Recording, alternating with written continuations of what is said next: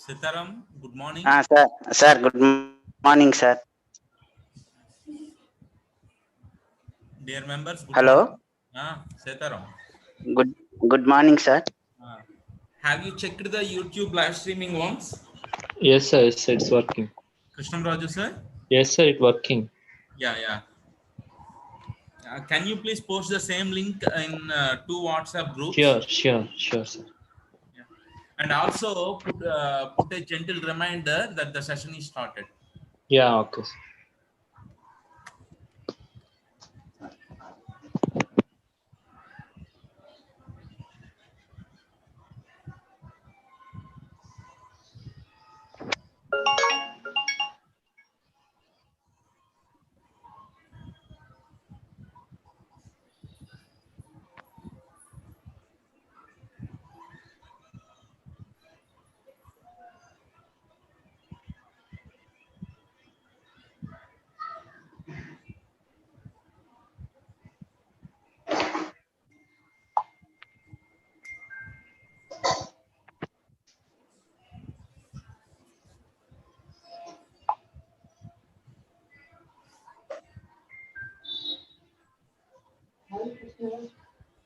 Sitaram, sir? Sir. Please check that our resource person entered or not.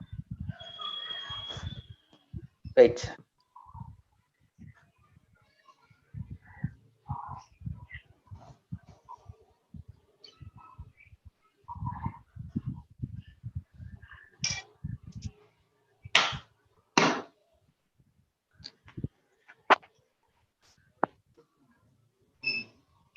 Not yet, sir. Not yet. Hmm.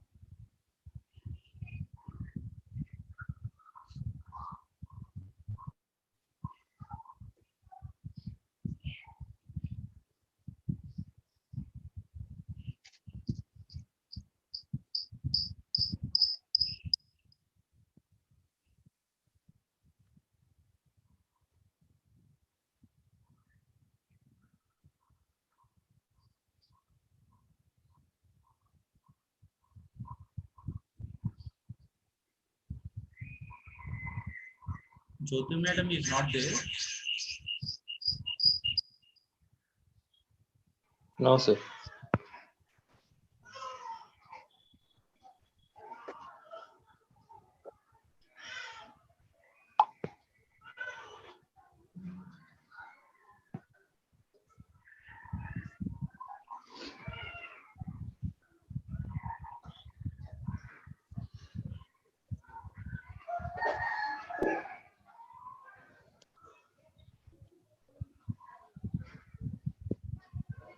Let us wait for the arrival of our resource person. Okay. Sure. So we need to put a reminder to Prakash Babu.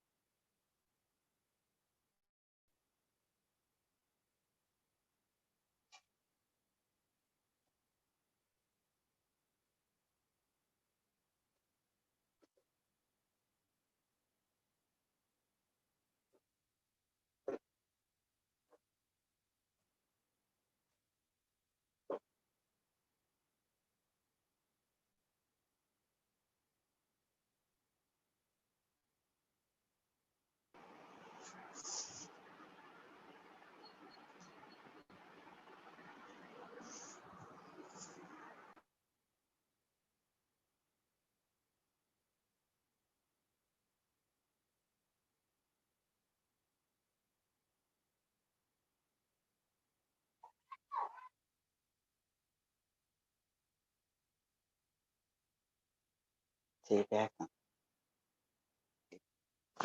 You got it.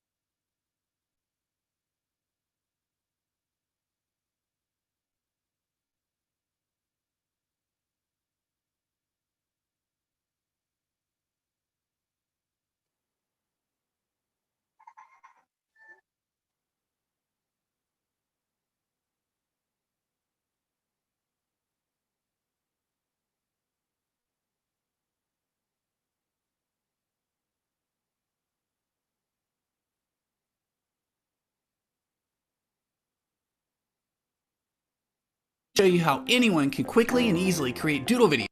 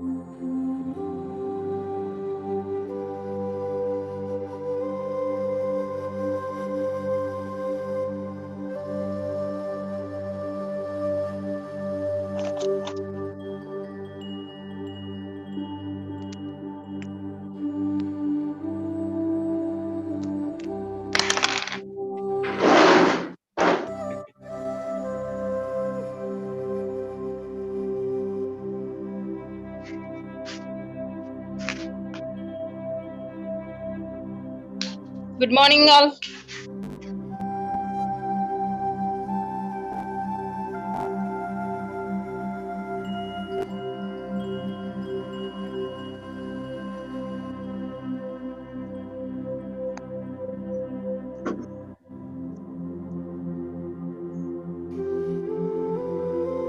Jyoti madam, am I audible? Yeah, yes, sir. Yes, sir. You're audible.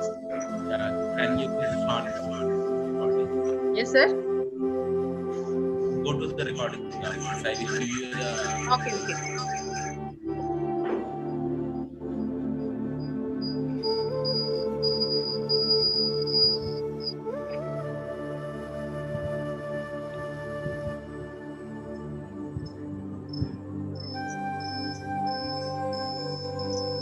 I pressed it, sir.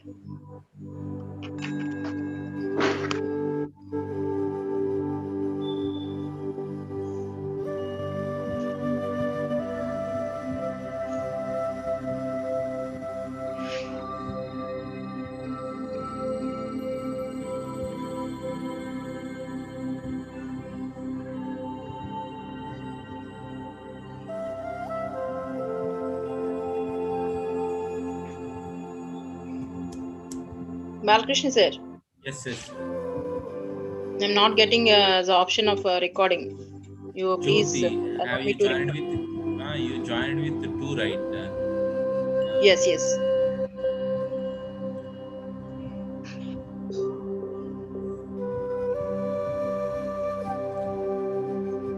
Yeah, Our I resource person will come very soon, okay. within few minutes.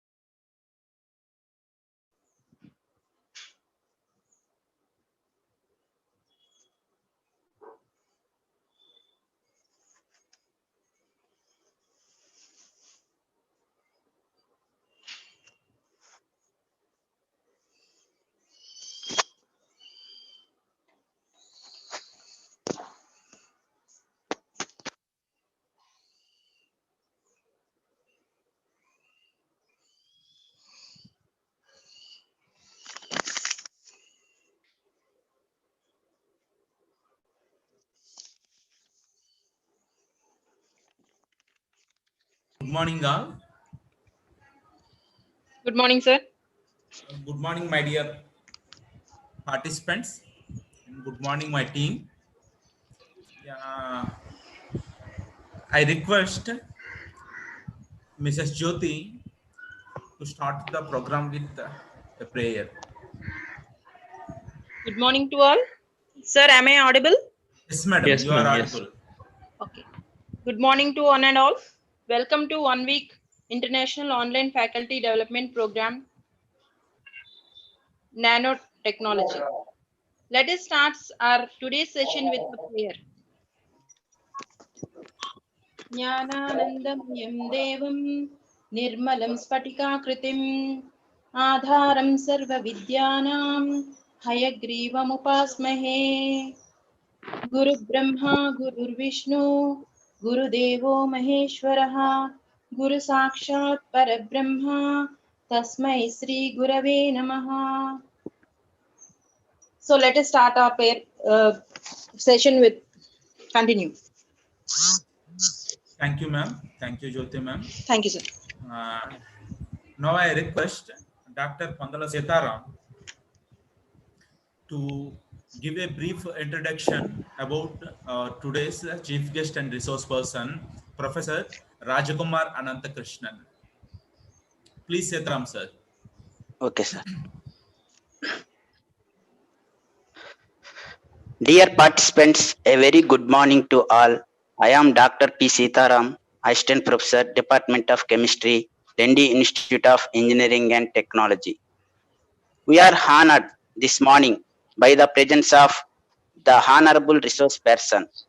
I am profusely overjoyed to take in the opportunity to welcome and introduce our chief guest and resource person of the day.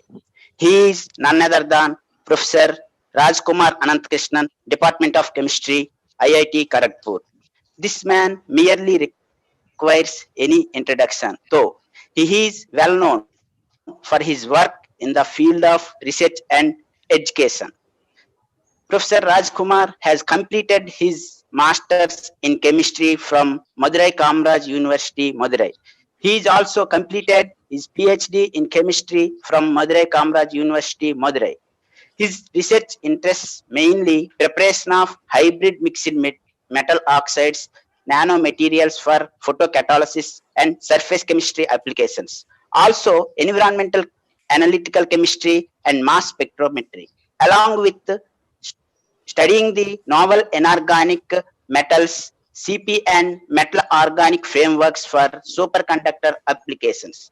Professor Rajkumar received prestigious GCRF award from UK in the year 2019 from Cardiff University, Wales. He is a member of renowned National Academy Sciences India since 2019. He served as National Chief Expert Selection Committee member Antarctica Expeditions 2016 to 2020.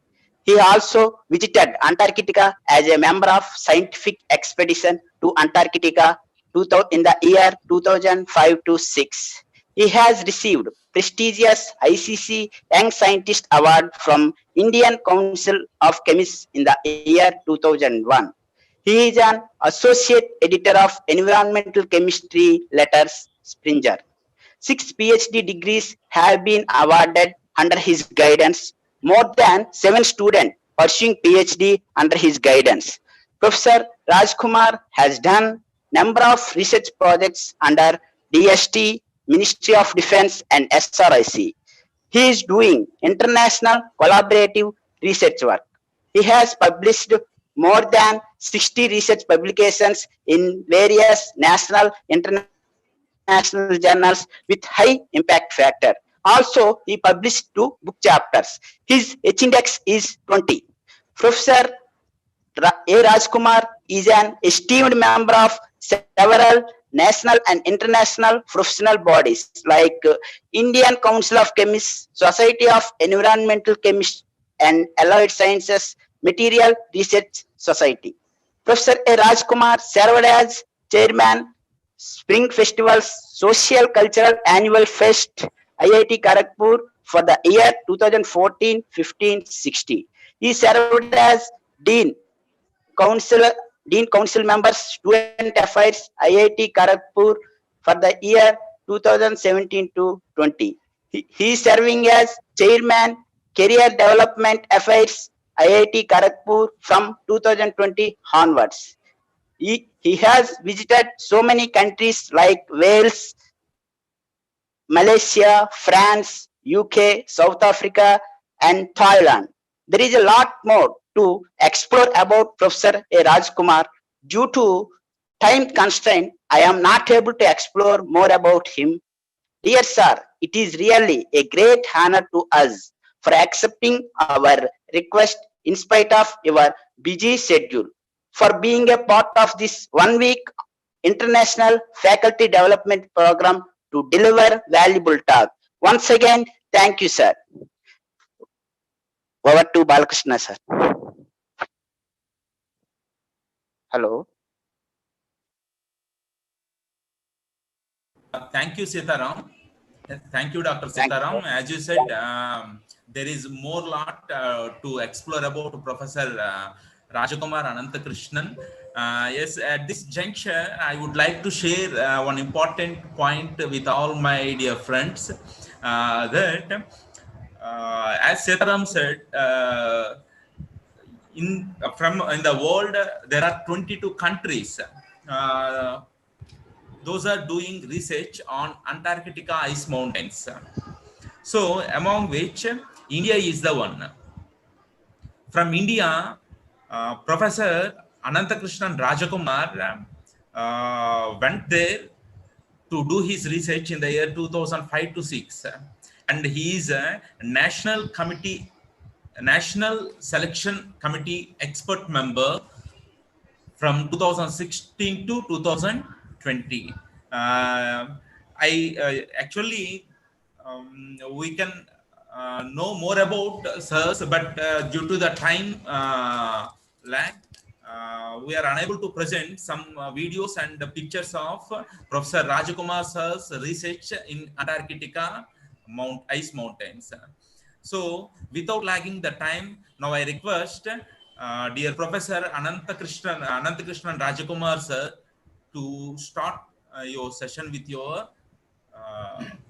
Good morning. talk. Good morning, sir. Good morning, sir. Good morning, all of you. Good morning, Dr. Balakrishna. I am very glad to talk for your college actually, and it is occasion to meet all the participants of your international seminar. Thank you. This is a good occasion. I feel that actually we will be able to interact and share.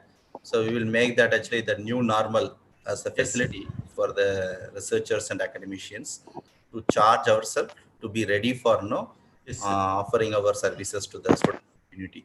So let us. I thank you and your colleague for given actually a very nice introduction. Too many things told. Everything you forgot about it. Yes. Myself is Raja Kumar. I am from IIT Kharagpur. I am a scientist and professor. So I was a scientist at Antarctic Center. So my expedition is my dream and this experience. And I am a teacher in IIT Kharagpur. That is important thing, identity for me, to present in front of you all. Yeah. Okay, so let me start my session, but I request Balakrishna, can you enable my sharing screen? Yeah, sure, sir. Sorry, sir. Yeah, definitely, sir.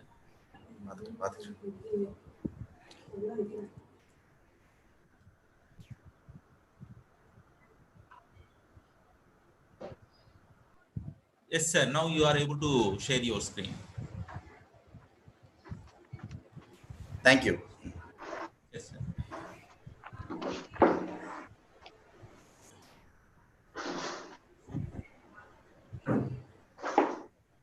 Yeah, you could see my screen, right? Yes, sir. Yes, sir.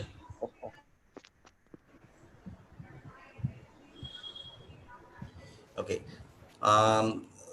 I welcome all the participants, and I am first of all I place my sincere gratitude and thanks to LIET Visakhapatnam. So it is actually one of the important thing I feel that actually you people arranged a very nice kind of this talk series, and also to motivate the faculties. A lot of participants I am seeing that actually about 70 participants today I am seeing. Okay, so let me go with my talk. I made my talk in novel nanomaterials.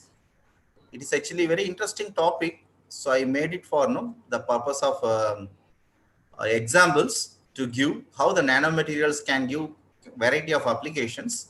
So I want to take few examples, though I'm working on a couple of areas in the nanomaterial, and I am also working on analytical chemistry. I am a regular researcher on actually environmental science from my childhood. So based on my composite of my experience, my research, my examples I have gone through in my research, that means my students have contributed a lot at IIT Kharagpur for the nanomaterial research, with whom I learned new things in the field of nanomaterial. And I am going to share a couple of things here. So my talk title I gave like strategic design of novel nanomaterials for gas sensing and remediation of water pollutants. So this is a very hot area, right? Everybody looking after actually water and the air. Both are very important consumables for us, actually commodities. So we have to have a fresh air nowadays for keeping the environment dust free, pollution free is very, very important. You know that the gas sensing, how important, I no need to tell to the people of Visakhapatnam, which had recently happened to have a kind of a accident due to the toxic gas spread in the air. So the gas sensing, I put as actually one of the important point because that which I am working last 6 years, and the next area of the photocatalysis and water remediation, which is actually my core area in the last 15 years. So let me go to that. The first slide itself, you are seeing that one of the introduction Dr. Balkrishna was telling, Antarctica. You are seeing some ice floating on the surface of ocean.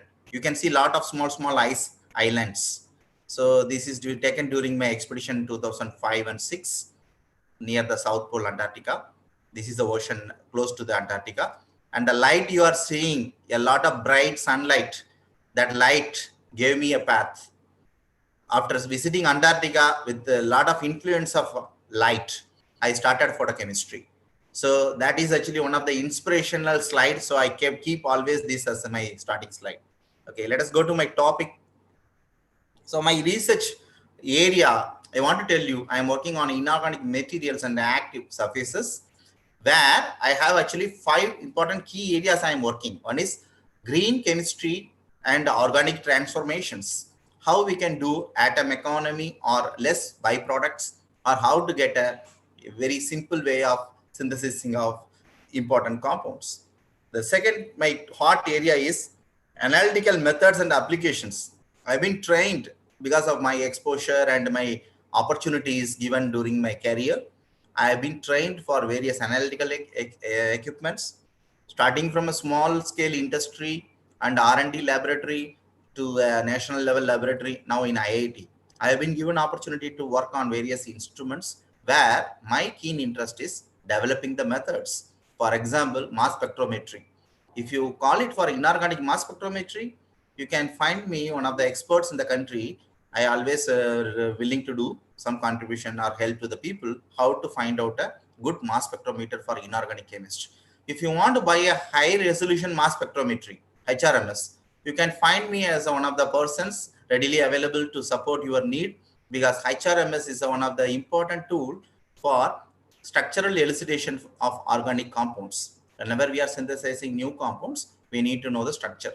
So these analytical methods and applications are my hands-on training. Is like a left hand and right hand. I can say left hand is actually my environmental chemistry, right hand is my analytical chemistry.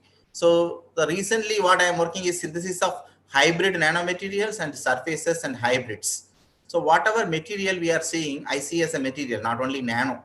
I consider all the things are rolled by chemistry. I always feel that chemistry is an influential subject which drives the life, because we are inhaling oxygen, we are drinking water, we are having amino acids and proteins and the enzymes in our body. Our body is made up of all the organic compounds. Our bone is made up of calcium phosphate. We are having a complete chemistry and biochemistry admixture. And this is one of the genetically advanced systems in the earth, the human being. So I consider we ourselves actually influenced and actually empowered by the virtues of chemistry. So chemistry is one of the things. So I consider inorganic materials as a whole rather than just a nanomaterial or a macromaterial, micromaterial. I consider as inorganic complexes, solid state materials, nanomaterial, everything together as my interest. But due to the time and availability of facilities, we have to go with the slow speed. So visible light photocatalysis. This field, I can tell you, last 14 years, I am struggling to take a position in this field, because photocatalysis is well known in the years of 1970. However, the light, solar light, is not having much of UV light. UV light is having a known example for organic synthesis and photocatalytic applications. However, we are not having enough UV light. So we have only visible light, which is harmless, that is green. So I am making a lot of design of materials to work on visible light photocatalysis. So with this, my interest, why I am telling my interest, so that you can understand what kind of a person, what I am talking, what is the authority on the subject. Okay. So let us see the overview. I am interested in designing inorganic materials such as semiconductors. You know, semiconductors are actually very important class of inorganic materials. You know, maybe knowing that simple cadmium sulfide, titanium dioxide, zinc oxide, these kind of things are semiconductors we have studied. So semiconductors are normally known with some kind of a band structures. I'll come into that. So now the semiconductors need to be activated because my core area is visible light or sunlight. I need to activate them, sensitize them. So that I need to modify and design them. I need to control the nanoparticles. So nanoparticles are having actually, anytime you synthesis nanoparticle, you may come across with a new kind of a structure, and it may be serendipity. We may get a flower, star kind of nanoparticle rod. We may get a small disc. We may get a circular, spherical, porous. But I am very much interested how to control. Whenever we are synthesizing, we are having a lot of opportunity, but how to control the size or shape, or especially the surface active surface we need to control. Then forming a heterojunction. So it is my another core area of interest. Making a new material rather than mixing them randomly, I want to make a junction. You know that actually, if you say that Vishakhapatnam junction, if you say that some important place, there are many places are connected in a junction, right? So many new opportunities will be available at the junctions. The same way to materials, we are sandwiching them. There is a new avenue. That junction will have a different chemical and physical properties, which I want to encash. So when we see that, what is called the sensitization of metal oxide or supported photocatalyst, I want to show some example to you. Some of the things like a doping of metal oxides with the different elements, which is known for last 40 years. We are doping. What is called a doping? Impurity. We are generating impurity in a solid state structure. Based on the impurity which is close to the valence band and conduction band, we will get a N-type and P-type semiconductors. The impurity is more of positive holes, P-type. The impurity is more of negatively charged. So electron mobility, then we will get a N-type. The semiconductors are made in the last 40 years like that. Modification of metal oxide by some synthetic approach or making them, fixing two different matter and fixing them together and make a heterojunction. This is my one of the targeted area. The last one, exploring the new materials like, coordination polymers, metal organic frameworks, zeolites, and the new materials, which are like even you can say that which are actually already known, but we are not knowing that catalytic property or redox property. So my journey starts with nature giving inspiration, known examples, simple chemistry. But my interest goes into that exploring the unknown events within the known material. Okay, let us see what is semiconductor. So first of all, I have two topics I want to remind myself and you. One is actually gas sensing. Another one is called water remediation application. So I will take up a water remediation in the front, the water, then I will go to air. Okay. So for that semiconductor, I am taking semiconductor. What is semiconductor? How we are modifying semiconductor? Normally semiconductors are materials. You can see that they have a band gap. So there is a small band gap is there. If a insulator means the band gap is high, the energy between the valence band and conduction band is very high. They cannot conduct the charges.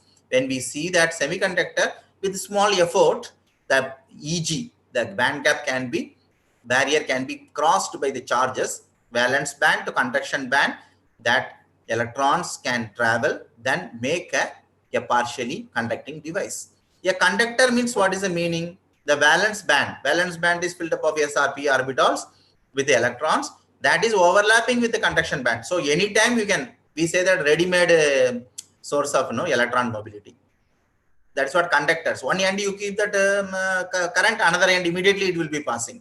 Those things are conductors. When semiconductor, we need to do some more effort to make them to pass. So what is the major problem is the band gap, which varies from 0 to 4 electron volt.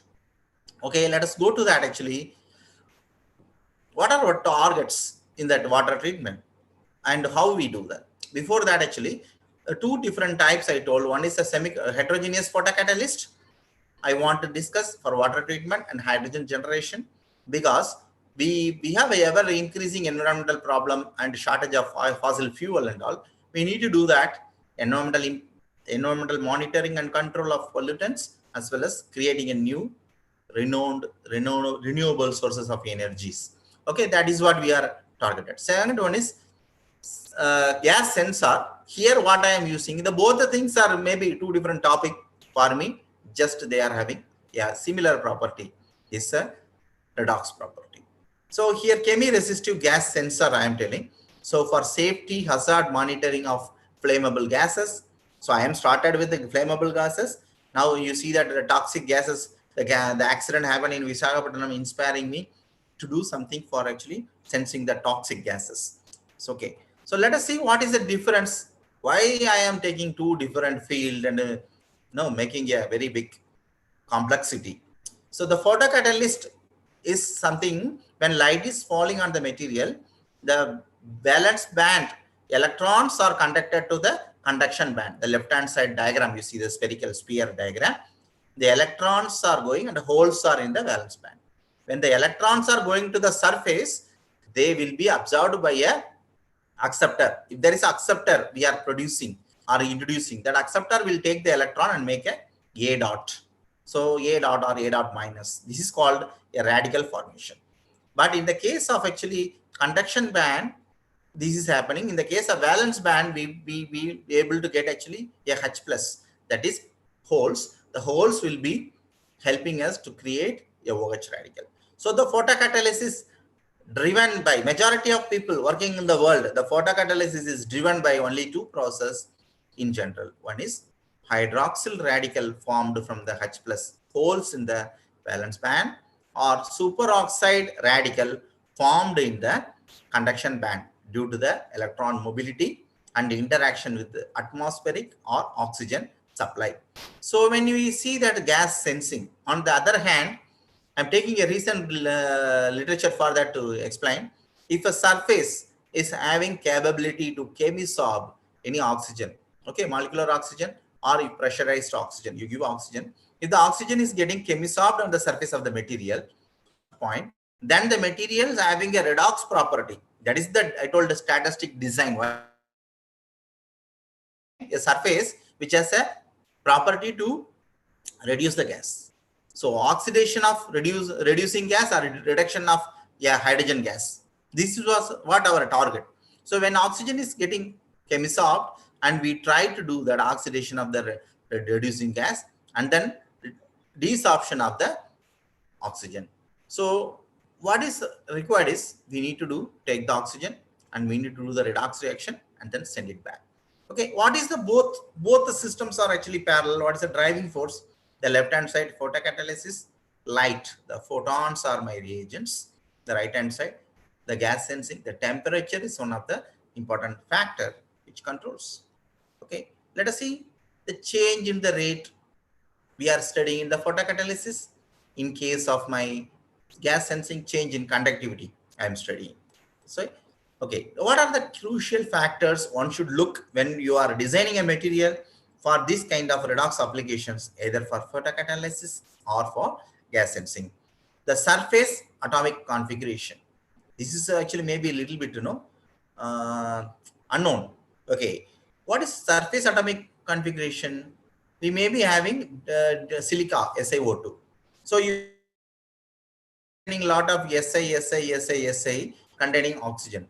If the Si and oxygen ratio we count, so that is what we say surface atomic configuration. If you create in a metal oxide, lot of surfaces exposed with oxygen deficiency, so there lot of substitution can occur. Okay, the redox property will change. Okay, surface area and porosity. What is called porosity? There is actually small holes generated. So they can be a small conical flask for us to put a reagent to do the reaction. Okay, surface area. The vaster the surface area, more the potential active sites. The size of the material is smaller and smaller. Yeah, kind of a new opportunity we are getting. So more the smaller, the more the reactivity we can able to do. The defects I told you, like oxygen defect or surface defects. Okay, to find out the synthetic methodology to optimize a material having the above set few of the properties to deliver highest performance as a semiconductor or a particular sensing purpose. This is actually very important thing to design a material. Okay, fine. So I take now water treatment, how we are proceeding with the choice of the materials. Advanced oxidation process. You know that oxidation can be done with the oxidizing agent. What is called advanced oxidation process? I have given a scheme in the bottom. If you take a ozone, putting on the organic compound enriched with the ozone, okay, ultrasonification you are doing, then also the compound will break. A pollutant compound can break in the influence of ozone. Or if you put a highly reactive hydroxyl radical, the radical can go and hit like a bullet. It will go and hit on the organic compound. It can also break down the organic compound finally into carbon dioxide and water. Simple. Water is environmental friendly. Carbon dioxide will be released to the environment, or it can be collected. Okay. The photocatalysis is one of the process coming under the advanced oxidation process, because which can produce the second category. The hydroxyl radical can be produced. So this is coming under the AOP. AOP is considered as a clean, because we are only supplying the photons, and the catalyst is heterogeneous added in the medium. At the end of the process, the catalyst will be removed. Okay. So this is one of the things. We will go what is photocatalyst, then the question will come. Before going into that, what are the toxic pollutant in my group I am considering? 2,4-dichlorophenol. I am taking always chlorinated phenol. You know that a benzene ring is a toxic. If you ask me, if you substitute one chlorobenzene, which is carcinogenic. Toxic is something. If you take a phenol, we are using cresol. You know that nowadays we are having corona, COVID season. We are cleaning our floor with the chlorinated compounds, right? The same way we are also using some kind of a Lysol, phenyl, Dettol, different things we are using and cleaning our floor. So a lot of things are called phenolic compounds, or cresol kind of orthocresol or cresol kind of a compounds. It's a biphenols actually. So the phenols are having, dihydroxyphenols. So these kind of phenols we are using. So if one chlorine atom is added, it will be not only toxic, it will be carcinogenic. If you add more chlorine atom, 2-chlorophenol, dichlorophenol, this is actually pesticide. If you have a 6-chlorophenol, BHC, chemaxin, DDT, these all chlorinated aromatic systems, they are very toxic. So my interest is to study that chlorinated phenol, chlorinated 2,4-D means dicarboxylic acid, 2,4-D. So this is also a compound useful for pesticide and insecticide activity. Okay, bisphenol A, another one. It is coming from the plastic bottles we are using. When we are decomposing the bisphenol, this plastic bottle, that bisphenol is leached out to the water. So this is one of the threat the recent days, the toxicity I told. Nitrophenol. So you know that nowadays everybody having fever taking paracetamol. Paracetamol is coming from, it is a aminophenol starting material, and we are getting the paracetamol. So paracetamol synthesis, we are using a precursor aminophenol, which is coming from nitrophenol. However, nitrophenol is actually considered as a toxic to the water. So these kind of systems I am considering how to remove them from water. Whenever we prepare more pharmaceuticals, whenever we prepare more pesticides, agrochemicals, how to clean them in the water. Excessive things will go to the water. Okay. So photocatalysis, what is called photocatalysis? Photocatalyst is a substance which increases the reaction rate whenever exposed to the light. Okay. So when there is a light which increases the reaction rate, however, it itself does not undergo any permanent change. The catalyst will be stable. After doing the reaction, the catalyst will be catalyst. Catalyst plus reactant, finally product plus catalyst. Okay, the process is called photocatalysis because it is activated by the help of the light. So for example, titanium dioxide, zinc oxide, cadmium sulfide, zinc sulfide are known as semiconductors.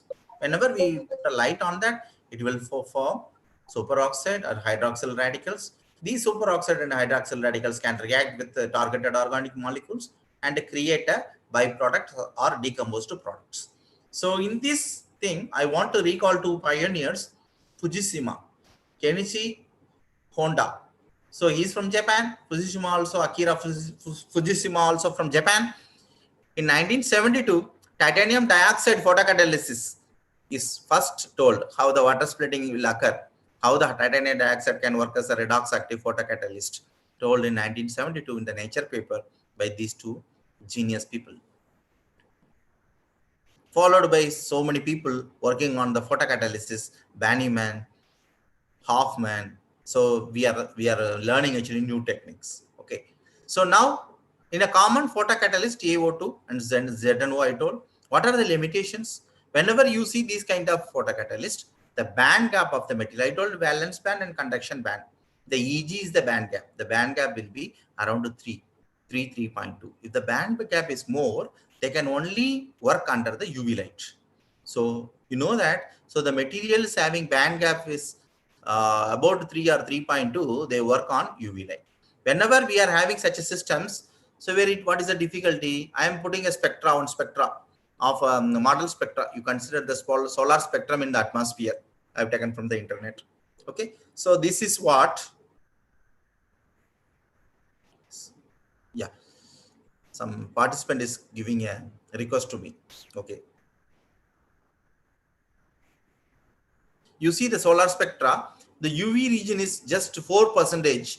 However, the visible region is at around 46%, or it's close to 48%. The rest of the things are actually not there. So the peak of the solar light appears to be close to the visible light. So anything you are designing, it should be working under the visible light will be useful for us.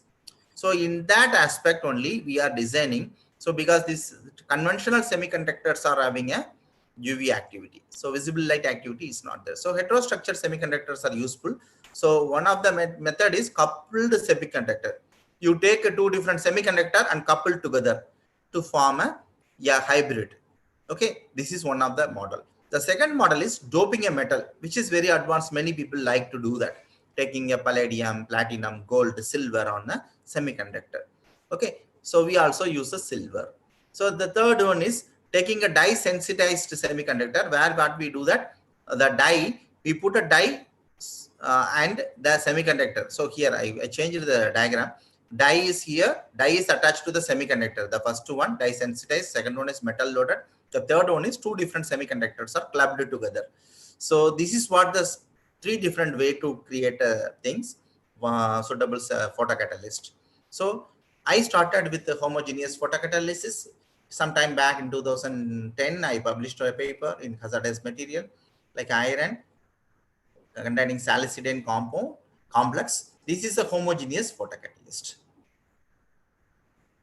So later, what happened? We have seen that inspiration from Macmillan and the Munir group, they are also using different kind of ruthenium or iron containing photocatalyst. So later we took a eosine kind of dye to use as a sensitizer. What is called a sensitizer? Sensitizer is an organic compound which take light, okay, and get excite, and then because the semiconductor is not having that capacity, if somebody unable to walk, what they do, they sit on the wheelchair and operate the wheelchair, they will move. So the same way the semiconductor cannot move, so it is a band gap is more, but the sensitizer can have a very immediate homo-lumo gap. Organic compounds don't have a band gap. We call it molecular orbitals. Their homo-lumo gap is very close. So when they take the light, excite the electron, the excited compounds can share the electron to the semiconductor if our design is proper. So these electrons can go to the conduction band of the semiconductor. Now the semiconductor will do the job, whether it is a own electron or a loan taken from the bank. The electrons are available in conduction band, the semiconductor will do the job. That is the wonder of the semiconductor, because actually it is a semiconductor. Any of the electron cannot go to the valence band, because the valence band conduction band is having very far distance. Once the electron is going conduction band, it has to be utilized. So that is what happening. So we have taken actually these model examples. We designed actually some of the things. If you take a donor dye and then, and then you take a semiconductor and attach this, able to create, because the electrons from the dye can go to the conduction band and can create a radical. This is a very hard, easy way of doing. Okay. So now let us see the different examples told in the literature. Riboflavin, eosine, cobalt containing complexes, so many inorganic materials. Okay, so Castellana I have seen taking a simple platinum kind of complex attached to the titanium dioxide, and they did a chlorophenol. Okay, this is one of the very interesting example. The second one, I am seeing that Remita et al. Had done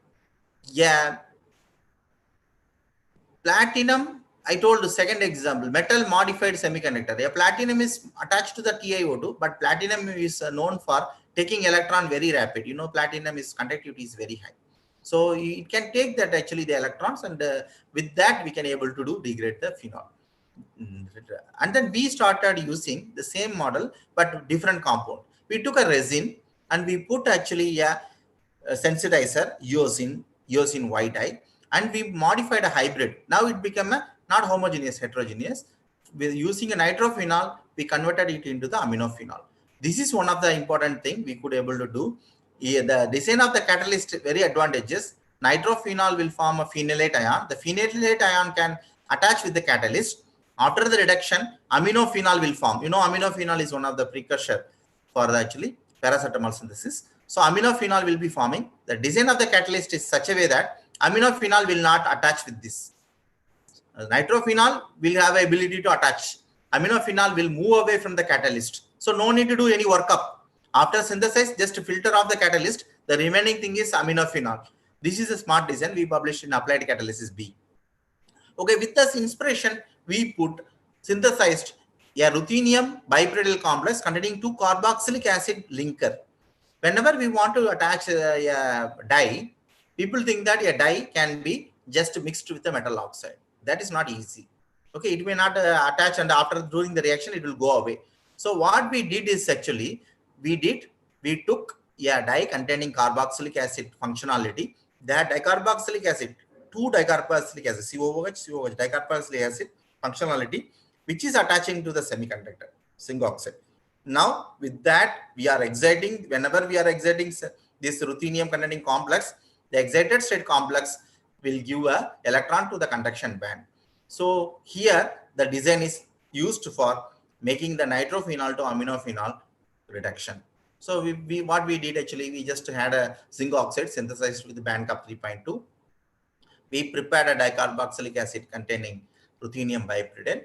So just I followed a known literature, and then I got a complex like that. It absorbs in visible region. This absorbs in UV region, zinc oxide, but my ruthenium complex in visible region. I am putting both together. What is called a hybrid? 2 different material having different property. When we are mixing, it forms hybrid. Okay, this hybrid creates a new kind of things. This is a synthetic procedure, how I prepared, and all the procedure is there. I am given reference also how to prepare. So when zinc oxide is attached with the ruthenium bipyridyl, it will form a hybrid material. It is a cream colored solid I got. The cream colored solid is dried and put in the bottle. So what is the XRD pattern of this zinc oxide and ruthenium containing zinc oxide? There is no difference because I am using hardly 5% of ruthenium containing dye. The sensitizer does not have any influence on the semiconductor structure. Okay, whenever I go for oxidation studies using photoelectron spectroscopy, XPS, I could be able to see ruthenium 3D. So you can see ruthenium 3D characters like a 284 electron volt kind of binding energy. You know that whenever we have a molecular orbital diagram we are drawing, how to write sigma, sigma star, pi, pi star, the molecular orbital. Whenever we draw a molecular orbital, how to confirm? What is the proof? Our students may ask, how to prove that molecular orbitals are existing or it is imaginary? When we do photoelectron spectroscopy, that's called XPS, X-ray photoelectron spectroscopy, XPS, layer by layer, it will remove the electron from each energy level, energy orbital. So accordingly, we will get a binding energy. From that, we are able to do, if the zinc is present, 3p orbitals are present, the particular region, we will see that 140 electron volt, 1024 electron volt for zinc 2p orbital, zinc 3p orbital, what is the energy level? For ruthenium 3D, it is a 284 nanometer electron volt. This kind of binding energies will come. This will say that the molecular orbital diagram what we are drawing is not imaginary, which is having a solid evidence. Okay, so from that we are able to confirm the ruthenium is not just mixed in a solution. The ruthenium is in homogeneous solution. We are adding zinc oxide. This is a solid. After reaction, the solid is getting the ruthenium inside. That is what this photoelectron spectroscopy we proved. That characters are coming homogeneously in different places so that we are able to see the signal. Okay. Now when we do the FTIR, we can able to see that pure zinc oxide, the black color one, first one. When we add ruthenium complex, the second one, When we have a photocatalyst, then we are seeing that there is a small difference in 1535 days region due to the ruthenium rings are interacting with the zinc oxide. Okay. So now what we got actually from our DRS spectra, that is UV spectra. If you are really having a catalyst is attached, there is only one test we can immediately do. If you increase the catalyst, that means the sensitizer amount, dye amount, then the product also will show the property increased. For example, when I am increasing 2 into 10 to the power minus 4, 4 into 10 power minus 4 millimolar or 8 into 10 power minus millimolar ruthenium complex on the zinc oxide, the absorption values are increasing. That means the catalyst is taking the ruthenium inside. That is important. So in that case, we can able to see the pi star transition at 290 and 465 is MLCT of the complex. Otherwise, you see that the zinc oxide does not have any MLCT here near the 465. When the 465 is increasing only due to the metal complex, metal to ligand charge transfer is occurring. That is present in the zinc oxide. So this 465 absorption, which is under the visible light. So this is proved again, the ruthenium is proved with the redox X-ray diffraction, and the SEM image shows that the material is actually homogeneously uniformly distributed. So when we do the 2,4-dichlorophenol degradation with respect to time in 4 hours, we are able to remove about 80% of dichlorophenol.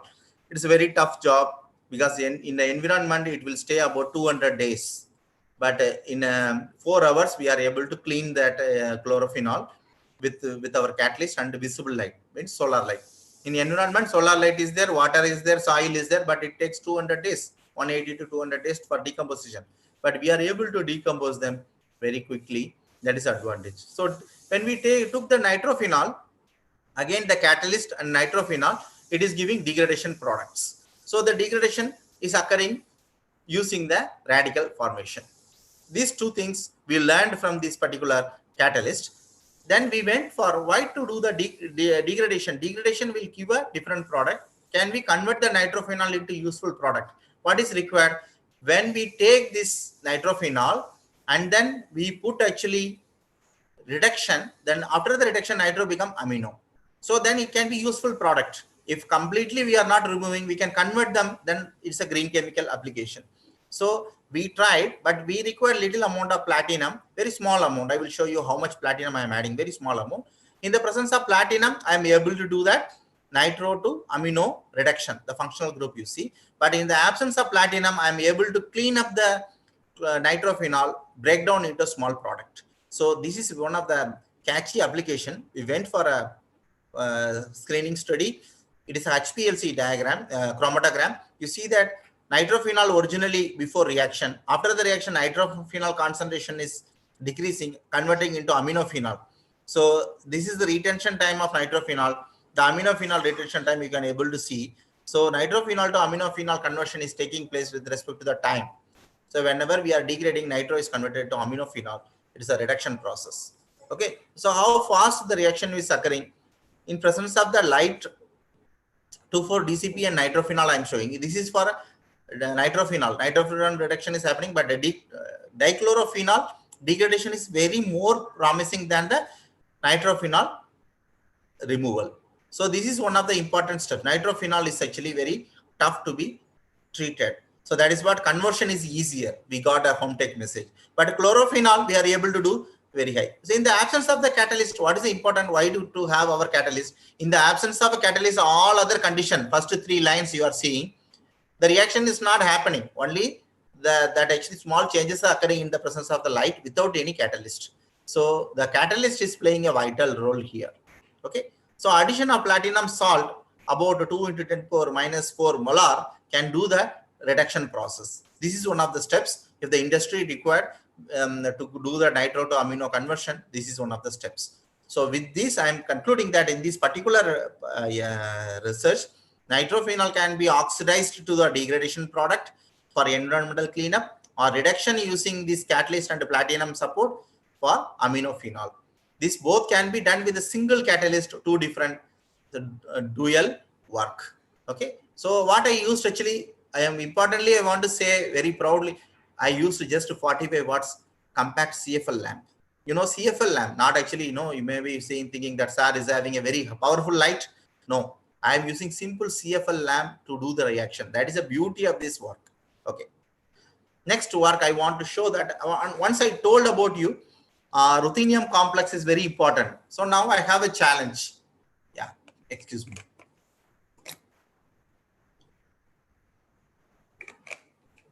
Whether ruthenium complex can do a wonder or something else. So we want to know that if we take a silica kind of a SBA kind of a support and attach the ruthenium complex, what will happen? So we took the ruthenium complex and simple ruthenium bipyrrole complex, and we took a silica support. We synthesized a SBA15 is a silica support using a silica precursor. Okay, TEOS silica precursor and polymer P123, and we got a SPA15.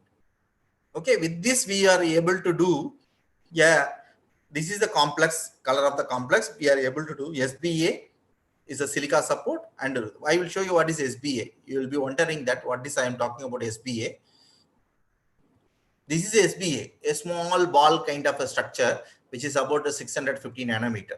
So this spherical silica surface, because it is a spherical one, more reactivity, more surface area. It's about 700 meter square per gram surface area. Regularly, nanoparticle can have a surface area about 20 meter square or 80 meter square, but it is 600 meter square, 650 meter square per gram surface area. So I took a silica and attached the same ruthenium bipyrrole, and this all the characterization I am skipping.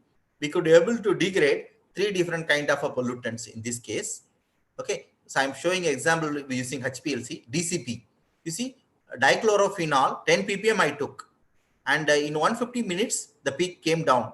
So that means it's very rapidly working. In 120 minutes, 2,4-D. 2,4-D is a dicarboxylic acid of compound, pesticide. When we took at 10 ppm, it came in 120 minutes.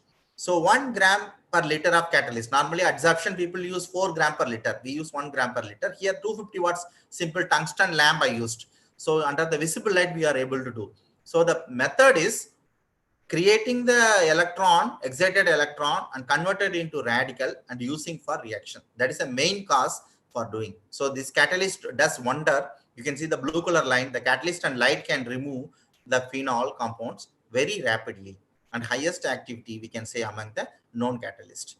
So it can be used for 14 times. 4 cycle I am showing 14 times we used without loss of any catalytic activity. Okay, after the reuse, we also analyzed that actually surface absorption of catalyst, which is having marginal change.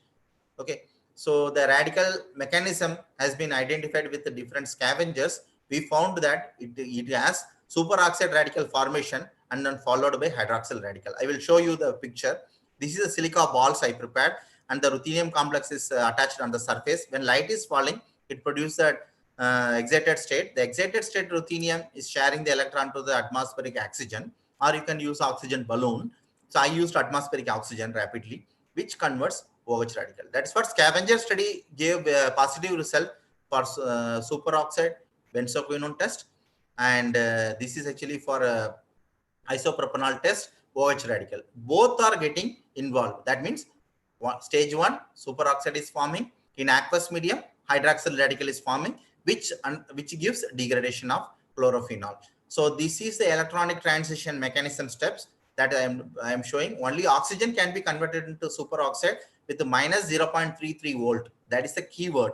So now whenever we take such any kind of a system having a better redox property, that can easily convert O oxygen into superoxide. That is a home tech message from this. Okay, I will skip this slide and I will go. This is published in Photochemistry and Photobiology in 2017. So recently we did one thing. We took a riboflavin. You know, riboflavin is a vitamin B2 tablet. We take a riboflavin as a vitamin supplement. So the riboflavin compound I purchased and I used this with the nanomaterial. So cerium oxide I prepared along with RGO, reduced graphene oxide background. So cerium oxide RGO hybrid is attached with the riboflavin as a sensitizer. In that case, you know, riboflavin can absorb around 475 nanometer. When we modified riboflavin with the cerium oxide and reduced to graphene oxide, the absorption band is actually 465 in the visible region. But originally the cerium oxide is not actually visible light active. So the you can see the green color, black color one does not have absorption, much absorption. So we cannot have a visible activity. And also cerium oxide is a tough compound which undergo the recombination of the formed electron and hole in the semiconductor.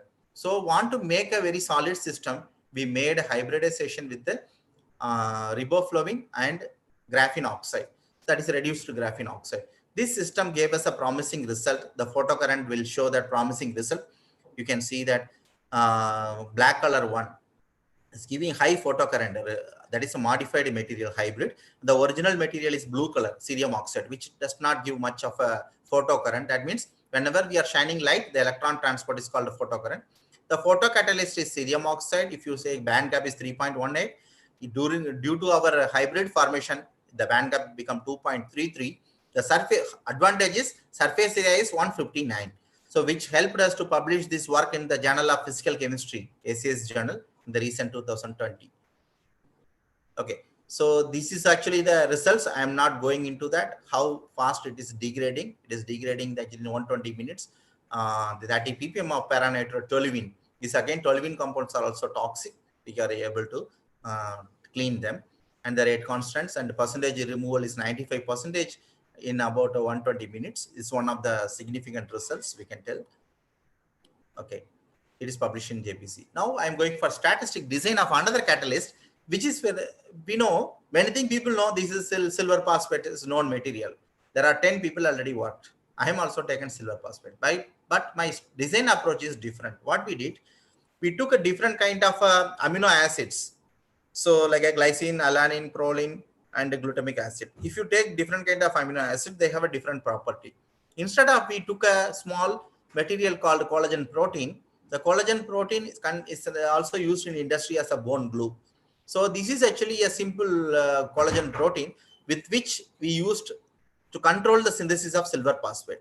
I will show you the collagen protein when we are heating, they are getting in the triple helix kind of structure is getting into the simple structure. This is the basic knowledge I have. With that, I started using this for synthesis of nanomaterial. So this protein colloid I took and I used silver nitrate in water and I converted them. The protein colloid has taken silver positive ion of silver nitrate on the surface because it is having a lot of amino acids. So it can take a silver ion. So then we used a chemical synthetic method using sodium hydrogen phosphate. We prepared a silver phosphate in situ. You can see the color of the solution is colorless here. So that is the in situ phosphate formation. So the nano seeds of 10 to 30 nanometer is formed. Small side particles are nano seeds. Okay. So then we got a different products, bigger size and smaller size spheres are formed in the course of time. I will show you interesting results here. When I varied that silver concentration and when I varied the protein colloid concentration, when I varied the temperature and pH, the synthesis is entirely taken a new shape. So known material, yes, simple concept, applying the mind and doing a new protocol. This is one of the design aspect of a nanomaterial research. So we took a silver, protein colloid and temperature and different pH. Very simple, you may see that. But the adventures, I am telling you, when we are doing that morphology study, 5-degree temperature, we did the silver phosphate synthesis, the sphere form. 30-degree, we could able to see small contrast in the middle of the things. When we synthesize in 120-degree, there are porosity or holes. The nanoparticle, nanosphere containing hole inside. So which gave us interest. Whenever we control the formation of the temperature, that is called Oswald ripening. This is called Oswald ripening. Oswald ripening can make a kind of a aggregation. So when you see that formation, we followed with the microscopy. After the 10 minutes of the reaction started, small particles formed about the 10 nanometer. After 30 minutes, it become about 100 nanometers. It become bigger and bigger 1 hour or 4 hours. Okay. So when we thought that what is protein colloid is doing wonder, when we want to do individually with alanine, glycine and alginic acid, individual amino acids, they are forming different shapes of the particle. That is wonderful information. So temperature can control first point. The time of the reaction is important. Third one, the constituents of the template is important. 3 different aspects we studied here. You can see the laddu kind of particles, 520 nanometer bigger particles you are seeing. And you see that small particle, small 20 nanometer is the original seed particle in the diagram D. With respect to the time, the aggregation of the particles taking place. So we can control the reaction, hydrothermal, or you are using a hydrolysis reaction or refluxing. Keeping the temperature is important. So here the home tech message is we could able to prepare a spherical, hierarchical, spherical halosphere, or we are able to prepare a pyramidal, coiled, or dodecahedron kind of size of the particles. Same material, different kind of precursors. We put amino acid, alginic acid, or protein colloid. We can able to synthesize the different nanostructures. These nanostructures helped for wonderful photocatalytic efficiency. So when we prepared with a different material, the diagram here show the surface area is also varying. So rate constant of the reaction I am showing in the table, you see that P25, titanium dioxide having 2.24 10 to the minus 4 per minute rate degradation rate constant. Our halosphere MS 120 minute is showing 41 into 87 10 to the power minus 2. 24 times or 20 times higher rate constant, which is abnormal. So the same silver phosphide, if you take irregular shape, only 10 into 10 power minus 2. Then again, 4 times higher photocatalytic efficiency is seen for silver phosphide. Okay, fine. So with that, I am showing our study with respect to the others published in literature. We have done a very quick and advantageous process using a simple design of the material. Okay, so let me now come to that. I am skipping this slide because of time. We published this in a ACS Sustainable Chemistry and Engineering Journal in 2018. Our halosphere is superior in photodegradation of dye or taking a dichlorophenol. Next, we synthesized another compound. We are skipping it here. Here, zinc oxide containing bismuth sulfide and silver on the surface. This is recently published in the ACS journal, Inorganic Chemistry 2020. So this you can see from the internet, and if you want to see, I'm skipping this because of time quickly. Okay, the second topic I want to tell quickly in another 5-10 minutes. What is gas sensing? You may be interested to know that photocatalyst, design of the photocatalyst is important, and making the radical generation is important. What is important for a gas sensing? Gas sensing is one of the important thing. So I will show you here. We synthesized. In the literature, we have seen cobalt oxide is having different surface property because of the different planes in the crystal solid state. Gamma 111, gamma 100, gamma 11. So importantly, we found gamma 111 containing cobalt oxide synthesis is challenging. There are many people synthesized zinc cobalt oxide containing material in the literature. I am listing down. Among them, I will also show that the first one is my method only, 2015. We prepared this first one is our cobalt oxide, and again we could able to see this is not only giving gas option, not giving gas sensing. So when we synthesize cobalt oxide, there are some limitation because getting 111 plane with the surface exposure is difficult. So when we went with a coordination polymer method using a dihydrosilane and BDC, benzene dicarboxylic acid kind of a ligands, taking a cobalt acetate as a precursor, we did a calcination method. We got cobalt octahedron, cobalt oxide, CO3O4 octahedrons. Then on the surface, we coated SiO2. Why we are coating SiO2? We need to enhance the surface area and the reactivity. So with this method, we could able to obtain a new material. You see that a regular cobalt oxide is the first image. The second image is we could able to synthesize the octahedron by using our controlled method using a chemical coordination polymer methodology. The third one is controlling different ratio of cobalt as well as my ligand. So you can able to see very nice features of actually these compounds are forming. At the end, the last thing is actually the image showing that different metal compositions. You can see that here the HRTEM image, 111 planes are exposed. So I told you preparing the material with 111 planes are advantageous. With this, we went for gas sensing. What is the method used for gas sensing? Chemical resistivity method. A small glow box containing a chemical resistivity coated substance with the electrodes. This setup I will show you later. When we put our material on the surface of this blue surface, we put the material coated like this. We are pumping the oxygen or different gases on the surface. If our material can absorb, chemisorb the material, it will form a chemisorbed surface. The chemisorbed surface can create a redox reaction, then radical will form. If it is forming H2O and electron, I can sense the hydrogen. If we can form O2 minus, then I can sense the oxygen. So this is my methodology. This work we did with the Material Science Center, IIT Kharagpur. Okay. So what we did actually, we used resistivity method with a different amount of hydrogen gas. You know, hydrogen is very toxic. It can catch fire. So hydrogen leakage can create a disaster. So we started working on hydrogen with a different concentration. Our material able to show a linear curve. So when we see that commercially obtained cobalt cannot sense much, when we prepared our material with the regular dodecahedron structure, it can show 30% only.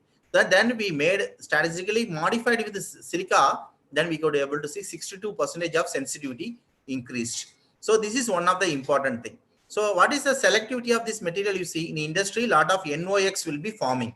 NOx background sensing the hydrogen is always tough. So, but in the presence of NOx and H2, we can able to show in our diagram D in the bottom, you see NOx is sensitive only 0.5% in the sensing phenomena with our material, but our material 62.7% very accurately sensing hydrogen in the mixture of NOx. So this makes the life easy in the industry. If there is any hydrogen leakage which can create an accident, our material can be put in the sensor material to get the resistivity of hydrogen, and immediately it will start the alarm switch on. So this kind of material is very useful. So we made this material and went for the ACS journal. ACS Omega has published. Here you can see the stepwise mechanism that I am skipping. I told you important thing, cobalt-2 surface is very important, which can react with the oxygen, and the oxygen can react with the hydrogen and form electron and H2O. This is a main step. The produced electron will change the resistivity. So from that we are able to identify the amount of hydrogen present in the air. So this is this helped us to study the enhanced surface area of 150 meters square per gram was achieved by silica coating, and the pore diameter also increased, but the unsaturated CO2 phase exposed with 111 surface, gamma 111 surface of the design of the material created advantages to sense the ROS. ROS means reactive oxygen species on the surface, which helped us to get the material active for the sensing of hydrogen. So sensor materials are having specific surface property of solid state. That is the Comtech message. So we put a diagram to show how the 111 plane is exposed. The red color dots on the green color diagram you see, that is the exposed 111 plane.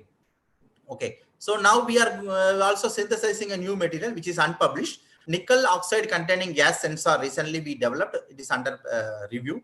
So we prepared a nickel oxide using, you know, popular nickel DMG complex, as well as we used benzene dicarboxylic acid, which is our favorite catalyst ligand. We prepared the catalyst. The first two method gave a one-dimensional rod. Second one gave that layered sheet-like structures. These two different structures we prepared, and we found out actually that thermal stability of these compounds. And then the structure I am showing, the structure of the material 1D and 2D are slightly different, but both are porous. With that, we went. This is a inner diagram of actually this microscopic image of nickel oxide, which is having regular size and shape. And here the phases are identified using HRTEM. So what are the phases? 110 is exposed, or 111 is exposed, or 200 is exposed. These are the characters are very important for us. If 110 is exposed, okay, no problem. We can able to do some kind of reaction.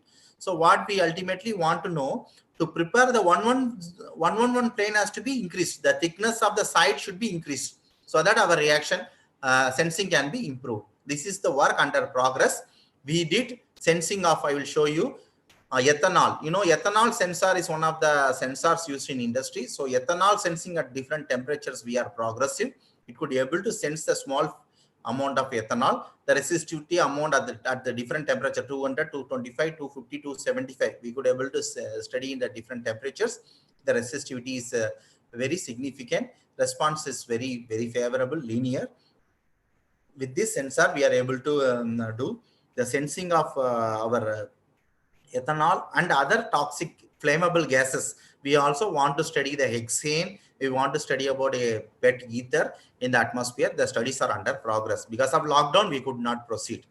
Okay, with this, I come to my conclusion that designing of material is very, very important. Whenever we design a material with a specific surface property, can give a redox property for photocatalysis or the sensing of the gases. Due to the time, I compressed many things. You can go to my website or internet to read my papers. Latest inorganic chemistry paper from ACS or JPC paper from our group to know more about our work, or ACS sustainable chemistry, another work I told how to synthesize the inorganic material in a controlled process. I thank my group members who helped me, IIT Kharagpur, DST New Delhi for many projects. Defense GCRF awarded me a foreign project last year from University of Cardiff, and I am thankful to the Lenti Institute of Engineering Technology, the management, and Dr. Balakrishna, who was very instrumental to make this. I thank my scholar Subrada for sensing related application. I thank Sumanna for sensitive related applications. I thank my student Nega. She helped me for getting actually riboflavin modified cerium oxide metal photocatalyst. And other the guy Alok, who is working on conversion of carbon dioxide to useful product. This is my team members. I thank my team, IIT Kharagpur and Dr. Balakrishna, and all the audience for your patience and waiting to interact with me. I share a photo, like whenever we have something, we say Bahubali 1 and Bahubali 2 continues. So I show one photograph. This is my Antarctic expedition pictures. You can see that in 3rd February on a sunny day. It's not a day, it is a 3 p.m. in the night, but there is no sunset in Antarctica that February. So I was working on the ice surface and taking the ice from Antarctica. It's a night, but it's sun is there. So this is called a polar night. This is myself in the center. We are taking a big ice sample from the bottom of the valley. And these are the ice sample I collected from Antarctica.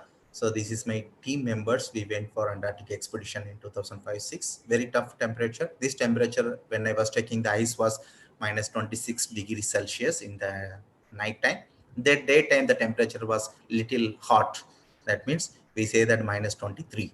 When my machine will work minus 25 or low. So I went for night minus 26 degree. I started. Then the late, whenever we go little late, about 5 a.m., the temperature will go 30, minus 30 degree. So this is what our journey. So I put this trailer for my next talk. Whenever I will get opportunity, I will talk about what kind of a climatic research using my analytical chemistry explored for interest of that actually Indian scientific scenario for the world environmental and climatic change. I thank all of you. This is my IIT. I am welcoming all of you to visit once to our IIT Kharagpur. This is dedicated to the service of the nation. Indian Institute of Technology Kharagpur welcomes you. I am on the behalf of the team. I am also welcoming you. Happy. And I wish all of you for a safe and healthy. And every time we wash our hands with soap or any kind of hand wash, or we use face mask whenever we are going. Maintain social distance. It is not only saving you, your family and your friends. We will be having a healthy life, and India should restart soon coming out of the disease. I wish all of you for a wonderful time ahead. Thank you. If any questions, I am here to try to help you and answer you. Thank you. Thank you, sir. Thank you so much for your excellent presentation. We are eagerly waiting for the next meet, and also we are eagerly waiting to share your research experience, which was done in the year 2005 to 6 at Antarctica. Eagerly waiting for your presentation. Definitely, we will arrange it in very soon, sir. And once again, it's a proud. It is proud to have you here, sir, because you are representing. You are a representative of India from Antarctica expedition. Really great of you, sir. Thank you So so it is much. not great. I am thankful to India No. given me a chance. Yes, sir. Yes, Thankful sir. to the country India. It's Yes, not sir. I Yes, am sir. great. Yes, sir. Sir, we have a few questions. Actually, at this time, you may have meeting. We will end up Okay, the 10 question and minutes answer fine. session. I can interact 10 10 minutes. minutes. Okay, sir. We have a few questions, sir. Sir, Now, I would like to request Dr. G. Srinivas Rao garu, the person you know, sir, you know very well. He is my boss, my guru. Uh, G. Srinivas Rao, sir, Yes. Dr. G. Srinivas Rao, sir, kindly unmute yourself, sir. Sir, can you hear me? Yes, I am hearing Dr. Srinivas Rao is here. Yes, sir. Yes, sir. Okay, great. He's asking any question. I am not getting. Yes, sir. Actually, yeah, maybe he is on mute, sir. Next, sir, I would like to request Dr. Kondalrao Tata. He is my guru, sir, in my bachelor degree. He has a question, sir. Okay, welcome. Sir, Kondalrao, sir, kindly unmute yourself and ask your question. Dr. Kondalrao, sir.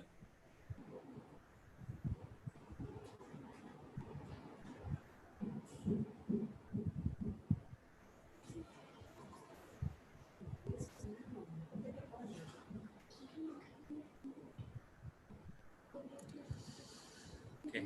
You can read the question. Yeah. If they are sharing the question, you can read. Yes, sir. Yes, sir. Yes, sir. Yes, yeah. There is a question from Dr. Kondal Rao. But I am unable to see. I don't know. I am unable to see. Okay. Okay, sir. Actually, his question is,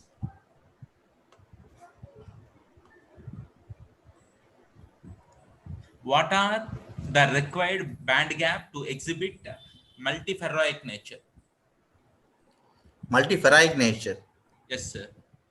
Okay. So I am telling you, I am not expert in multiferric material, but actually we are working on a band gap adjustment. Originally, the semiconductors, the standard semiconductors are having 3.2 or 3 and electron volt band gap. We are just modifying them to bring about 2.4 to 2.7. So this is our main band gap reduction process. Or we are not fabricating a ferroic application. So I am not actually sure because there are a variety of band gap materials or ferroic properties. So better I am not the right person to answer this. That's all. Thank you. Aditya Deepti, are you there? Dr. Aditya Deepti. Okay. Sir, there is another question from Yes. Sungam. Sir, it was a nice and informative session. I wanted to know if we can use the catalyst for large-scale water remediation. Yes. And if so, what are the advantages and disadvantages? Yes. It's a nice question. I can tell you it's a nice question because that is what we are working. Whenever we are using a large scale application, the titanium dioxide is widely used or zinc oxide is coming up. So in the China kind of country or in the country of France, when I was visiting a conference, I had an exhibition to see that people are using this kind of materials for plant applications exactly on the industry. It is about actually they are treating about 1,000 liters of water and they are using. Whenever we make sensitizer assisted photocatalytic systems, they are little expensive. Whenever why we are first making as a model compound to motivate our people to prepare similar kind of attempts. Then first we want to create a system how it is working. Then we will replace the expensive chemical by a cheaper chemical. This is the idea. So whenever we do sensitizer assisted material, it is not a good idea to go for water treatment directly. For chemical reaction, okay, because we do small test tube or conical flask related thing or RB flask we use. For major scale reactions, I propose titanium or zinc oxide or iron oxide containing nanomaterials. They are very good. So which can be used the field scale because I have seen 1,000 liter capacity tank. In fact, I am using 150 liter capacity reactor in our IIT Kharagpur. We are also using such kind of material, and also these materials can be used for secondary treatment rather than using a primary treatment. Whenever you are going for secondary treatment, the discharge of the chemical is diluted, where this kind of catalyst can work very well. So this is feasible because we have a 50 liter to 150 liter reactor at IIT Kharagpur with the environmental engineering section, where I applied my catalyst. I don't have a plant. Don't misunderstand. I'm having a plant and reactor. Environmental engineering department is having a plant where we applied our catalyst. So my answer to the query is, if you design a catalyst similar to TiO2 or zinc oxide, which is really rigid and stable, so that kind of a catalyst is applied in the field of photocatalysis in the large scale. When otherwise, in countries like China, they are using 10 gram scale, small water pollution. So if anybody asking that small scale, I can give you a very wonderful example. Silver nano filters are available in AquaGuard kind of application. You may or may not know. Nano filters are available in AquaGuard where silver nano is used. So the nanoparticles are already in our day-to-day process. People are using silver nano filters in the AquaGuard. The same way I am telling, it can be done in a small scale, secondary water treatment, not a primary water treatment. I think I have given a hint to the participant. Sir, one more question. Yes. What about Akshara Basi? She is asking, what about pseudo first and second order reaction, and if pseudo first order is more effective, then what will be the reason behind it? Okay, in general, actually, pseudo first order is more effective. What is the reason? So what is pseudo first order? First of all, if we are taking multiple components in the reaction, the one is too high in concentration, which is negligible, not counted for the rate calculation. So we say pseudo first order. The pseudo first order rate of the reaction, that is linear with the time for quite a long time. Whenever you do the pseudo first order reaction with a single surface, so you know the Langmuir and Freundlich adsorption isotherms you may be knowing. The surface is monolayer, that the pseudo first order can be done very well. This is what my experience I can say. Okay. Thank you so much. Yes. Sir, please allow me to launch a poll question. It is related to our session, sir. Yes. Yeah. No, it is not. It is not opening now. Yeah. Sir, I request Dr. Sitaram. Dr. Sitaram, is it audible? Dr. Sitaram? Yes, sir. Yes. Sir. Dr. Sitaram, yeah, kindly give your thank note. It is my privilege to purpose of vote of thanks. I would like to thank eminent personality Professor Rajkumar IIT Kharagpur for taking time off from his schedule to be with us today. You have given a very informative session on importance of novel nanomaterials for gas sensing and water remedies applications. Your topic playing very key role in present environment. We have gained lot of knowledge in design of photocatalysts and how photocatalyst removes the organic pollutants from water and gas. Once again, thank you, sir, for your valuable session. Thank you. Thank you, sir. Yeah, I thank Dr. Sitaram, Dr. Balakrishna, and Thank you, sir. Thank you. L&T Institute of Engineering Technology, the people, management people, and all the faculties of that institute, as well as actually the participants, those who are patiently attending my talk and getting information. I apologize that due to the time, even though I put several examples, but I could not cover each and every detail. But still, I hope that in the lockdown period, you can able to read my papers and get more information. You can always write to me back. In my papers, my email address is there, raja.iitchem@yahoo.com. You can able to write me or drop me a mail, raja.iitchem@yahoo.com. You can write your comments and feedback. I would love to take feedback. I request Dr. Balakrishna to take feedback of my talk and share with me from the participants.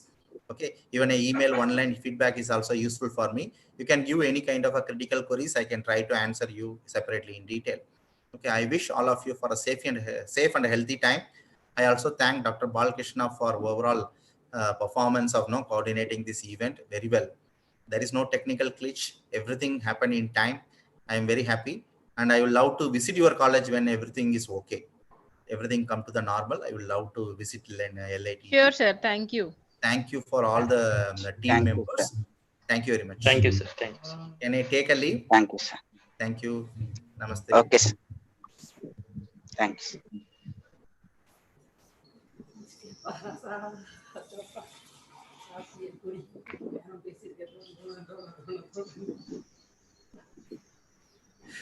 அதுதானே என் பொழப்பு. ஆனா காலேஜ்ல இருந்தா நான் கொடுக்க முடியாது, இங்க இருந்தா நான் கொடுக்க முடியும். இல்ல என் பொழப்பு உன்னோடே காப்பாத்துறது என் பொழப்பு. இப்படி No, leave the session. Leave the meeting. I have to go to the meeting, right? அதான் சீக்கிரம் சூடா இருக்கு, நல்லா இருக்கு, சூப்பரா இருக்கு, செக் பண்ணி குடி.